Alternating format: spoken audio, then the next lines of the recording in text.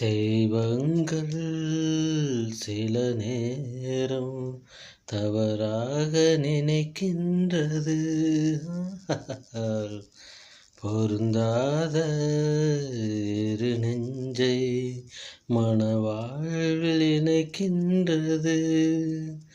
கல்யாணமே அன்பின் ஆதாரம்தான், உன் வாழ்விலே அது வியாபாரம்தான்.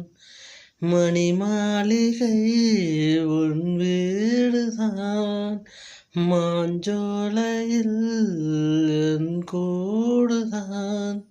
மதுதான் மனைவி, இனி என் வாழ்க்கை துணைவி.